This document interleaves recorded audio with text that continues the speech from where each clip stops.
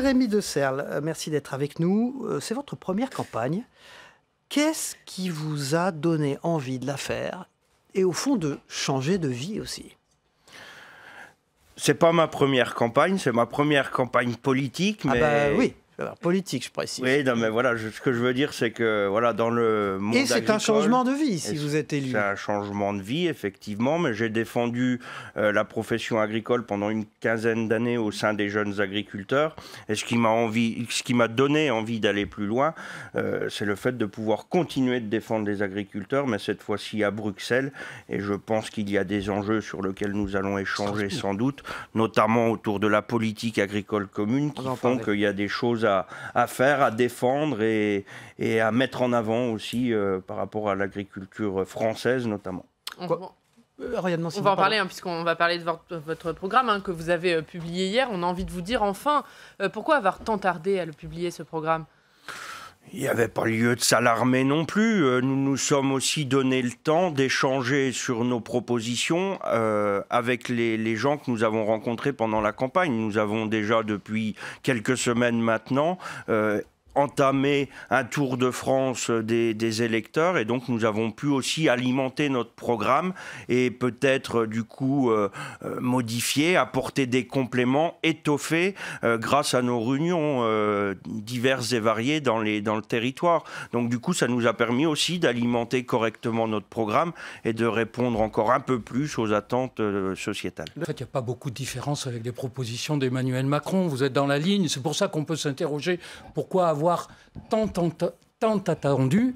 Et est-ce que ça ne retarde pas, au fond, la mobilisation des gens sur des électeurs, puisqu'on voit qu'il y a un taux d'abstention prévisible très élevé, c'est-à-dire plus on retarde l'entrée sur le fond, plus on risque, au fond, de décourager les électeurs de réfléchir à ce qu'on propose. Moi, je ne suis pas forcément d'accord avec cette analyse. Je pense que, en allant sur le terrain, à la rencontre des concitoyens, nous avons fait du fond. Nous ne sommes pas allés rencontrer les citoyens en leur disant rien. Qu'est-ce que vous changez par rapport aux propositions du président de la République? Mais ça évolue, et il y a des affirmations un peu plus claires, un peu plus franches sur l'écologie, par exemple, sur l'agriculture. Il y a une volonté aussi de mettre un axe fort sur l'alimentation, sur le développement économique et social, des modèles économiques et sociaux. Donc voilà, on va chercher aussi tout ça. Et l'idée, c'est que pendant les prochaines semaines, nous puissions argumenter, discuter, échanger encore plus pour faire de ce programme quelque chose d'ambitieux et de concret. Oriane Mancini. Alors justement, au cœur de votre programme, il y a l'écologie. Vos adversaires, et particulièrement les Républicains, disent douter de votre sincérité, de votre capacité d'action sur ce thème, puisque sur votre liste figure en numéro 2 Pascal Canfin, qui est écologiste, anti-glyphosate, et vous, qui êtes pro-glyphosate. Qu'est-ce que vous leur répondez ? Je réponds déjà que je ne suis pas pro-glyphosate. Ça veut dire quoi, pro-glyphosate et anti-glyphosate? Avec le glyphosate, qu'est-ce qui se passe aujourd'hui? Voilà, c'est une molécule qui est annoncée ou en tout cas considérée comme dangereuse. Donc il faut s'en préoccuper. Ce que nous voulons faire avec Pascal Canfin, c'est s'en préoccuper pragmatiquement. On ne veut pas dire demain on interdit le glyphosate et on met dans une impasse les agriculteurs et les consommateurs qui ne trouveront plus de produits français si nous n'arrivons plus à produire dans de bonnes conditions. Et donc du coup, ce qu'on dit, c'est qu'il faut un accompagnement des agriculteurs. Nous disons, ce qui agace nos opposants, c'est que nous nous entendions avec Pascal Canfin. Vous parlez de ces sujets à nouveau beaucoup? Bah oui, on a encore échangé ce matin là-dessus pour dire que... Qu'est-ce que vous avez dit alors? Parce que Emmanuel Macron veut sortir du glyphosate en 3 ans. L'Union européenne, a voté 5 ans. Qu'est-ce que vous, au Parlement européen, vous allez défendre? Est-ce que vous allez pousser pour accélérer la sortie du glyphosate? Qu'est-ce que Emmanuel Macron a dit? On se donne 3 ans pour sortir. Il n'y aura pas d'interdiction sans solution. On ne laissera aucun agriculteur dans une impasse. Donc ça veut dire quoi? Qu'on accompagne tout le monde, qu'on met de l'argent sur la recherche. La question, c'est plus de savoir si on sort ou si on ne sort pas. On a décidé de sortir, mais de sortir proprement, sans mentir aux consommateurs et en étant garant d'accompagner correctement les agriculteurs. Voilà. Est-ce que vous croyez qu'en faisant, entre guillemets, du catégorielle, on arrive à mobiliser des électeurs sur la question européenne, sur l'Europe. Ça ne fait pas rêver de parler du glyphosate, même si c'est une question de fond. Comment vous pouvez mobiliser des électeurs sur ce programme qui accumule comme ça des propositions, mais qui ne donne pas une vision d'ensemble de l'Europe? Même le chef de l'État, qui s'est beaucoup démené depuis 2 ans maintenant, a fait plusieurs discours, et il n'arrive même pas à mobiliser les Européens autour de lui. Votre question me fait plaisir, parce que vous me demandez pourquoi, comment on va réussir à mobiliser les électeurs avec, par exemple, la question du glyphosate. Sauf que c'est pas moi qui la pose, cette question-là. Moi, je demande à personne qu'on me parle du glyphosate à chaque émission. Justement, moi, ce que j'ai envie de dire autour de la politique agricole commune, c'est que ça devienne quelque chose d'un peu plus global, d'un peu plus général, où on se repose les vraies questions et on se dit, est-ce qu'on essaye d'aider demain vraiment les agriculteurs professionnels? Est-ce qu'on se dit, on arrête de donner des aides publiques, par exemple, au prince de Monaco et à la reine d'Angleterre? Ça, c'est des questions de fond. Et est-ce qu'on aide véritablement à la fois les agriculteurs parce et un les changement... propriétaires terriennes, c'est pour ça que... oui, justement.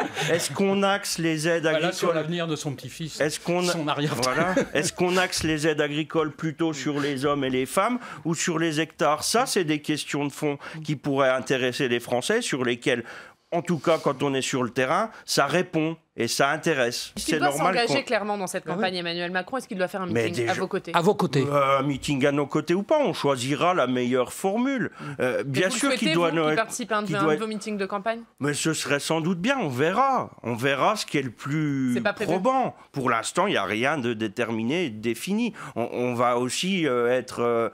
les autres ne manquent pas de stratégie. Je veux dire, nous, il faut qu'on ait aussi une méthode, une stratégie pour y arriver. Donc, on verra. Mais Emmanuel Macron doit bien sûr s'inscrire dans cette campagne et être à nos côtés. On voit Édouard Philippe s'engager pleinement dans la campagne. Un lundi, il était à Caen, samedi, il sera à Strasbourg. Vous-même, lundi, vous faites un déplacement avec pas moins de 5 ministres à vos côtés. Est-ce que les candidats de la liste de la République En Marche ont besoin de soutien? Il faut voler au secours de Nathalie Loiseau? Mais c'est pas voler au secours, c'est normal qu'ils nous soutiennent. On va pas laisser quand même le Rassemblement national finir en tête, comme ça a été le cas il y a 5 ans. Donc, donnons-nous les moyens, et bien sûr que les ministres, le gouvernement peut faire valoir aussi et montrer son soutien à notre programme, à notre liste. C'est normal que ça se passe comme ça. Les agriculteurs français, historiquement, ils sont plutôt pro-européens. Là, on les sent inquiets, on les sent douter, notamment à cause de la réforme de la PAC. Vous qui les connaissez bien, ces agriculteurs, qu'est-ce qui, dans votre programme, peut les rassurer? Les agriculteurs vont pas mieux cette année que l'année dernière. Donc l'Europe et la politique agricole commune, en priorité, doit leur redonner du revenu. Ensuite, mieux les protéger, à la fois face aux différents aléas climatiques, économiques et puis sanitaires, et puis aussi face aux produits alimentaires qui viennent d'autres pays et qui viennent finalement sur le territoire français et qui ne respectent pas les mêmes règles de production, les mêmes standards de production que nous. Et puis la troisième partie pour les agriculteurs, c'est aussi les accompagner dans la transition écologique, dans la transition agricole. Et ça répondra en tout cas aux problématiques des agriculteurs. Et votre présence à vous, en 4e position de liste, elle est faite pour les rassurer? Vous vous considérez comme rassurant pour eux? Mais en tout cas, moi, je vais tout faire pour défendre correctement les agriculteurs. Donc, je suis aussi là pour, justement, essayer de rendre cohérent, rendre équilibré la volonté de changement au niveau environnemental et écologique et la capacité qu'on donnera à l'agriculture et aux agriculteurs d'accompagner et de réussir ce changement. Justement, dans votre programme, vous prenez une PAC plus verte, entre guillemets. Est-ce que les agriculteurs bio doivent être plus favorisés que les autres sur les aides de la PAC? On ne peut plus aujourd'hui, on ne doit plus, et on le fait encore trop, opposer les modèles. Donc l'idée, il faut accompagner les agriculteurs bio à continuer, à rester, et puis surtout accompagner les filières d'agriculture biologique à mieux se structurer pour que le fait d'être agriculteur biologique rapporte une valeur ajoutée certaine dans les exploitations agricoles. Et aujourd'hui, ce n'est pas toujours le cas. Et bien sûr, il faut accompagner, j'allais dire, tous les autres modèles ou tous les autres systèmes vers une agriculture, effectivement, qui répond encore mieux aux attentes sociétales. Donc, au-delà du bio et du conventionnel, il faut accompagner toutes les agricultures correctement.